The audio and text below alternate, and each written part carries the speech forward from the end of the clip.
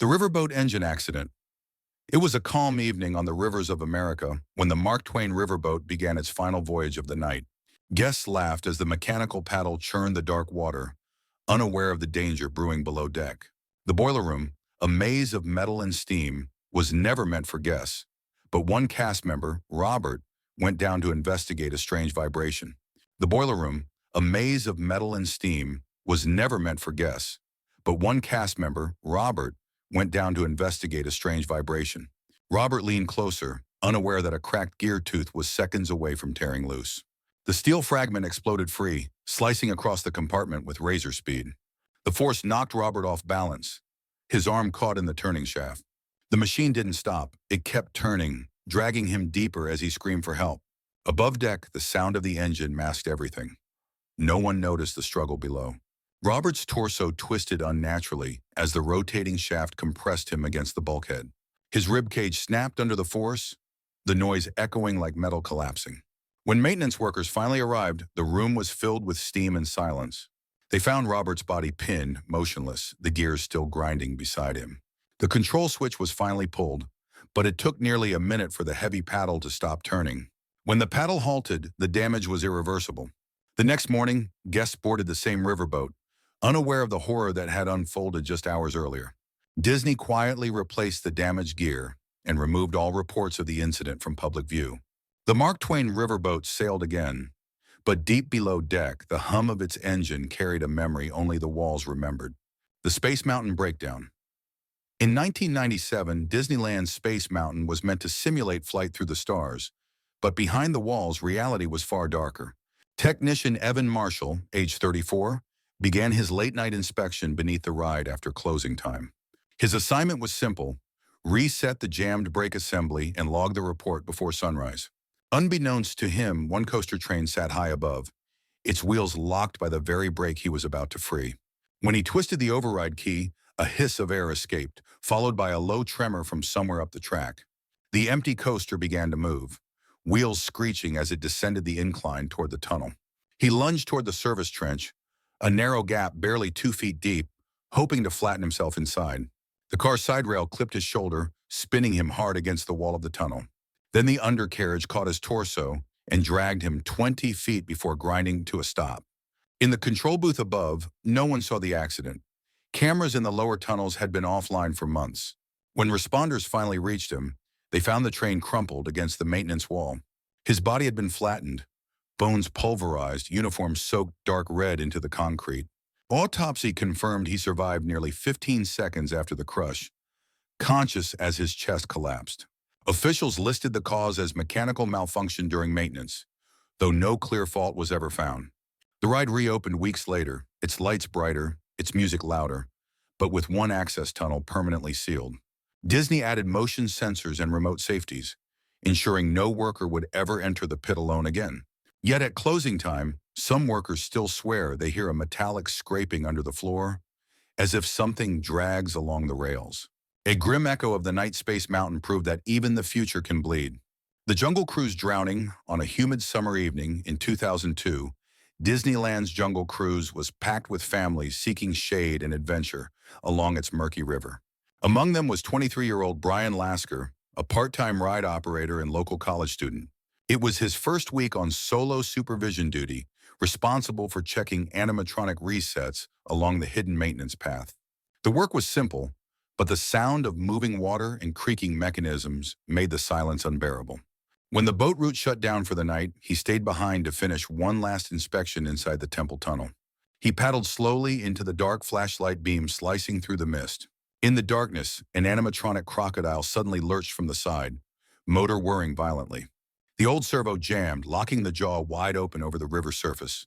When he leaned too far forward, the slippery edge gave way, and he fell straight into the murky current. He surfaced once, coughing, calling for help, but the ride audio system had been powered down. His uniform snagged on the underwater animatronic track, pinning him beneath the artificial current. For nearly 2 minutes, the surface remained still, except faint ripples and drifting debris. By the time another worker found the boat, the river had turned silent, except for the hum of machinery. Divers recovered his body wedged beneath the animatronic baseplate, his lungs full of chemical-treated water. The autopsy revealed exposure to hydraulic fluid and chlorine burn across his skin. The Jungle Cruise reopened 3 days later, after a quick repaint and a silent removal of the malfunctioning crocodile. But every night after closing, guards reported hearing faint splashing inside the sealed temple, followed by a single cough, a reminder that even Disneyland's rivers, built for laughter, can drown in silence. The Thunder Mountain Explosion. In 2003, Disneyland's Big Thunder Mountain Railroad prepared for another busy morning of guests chasing the thrill of a mining disaster. The first train of the day carried families, kids, and one seasoned maintenance lead, 28-year-old Michael Torres. The attraction had a history of small, mechanical issues, mostly brakes sticking or trains jerking too hard on curves. That morning, however, the rear brake cylinder under Car 2 had been replaced only hours earlier.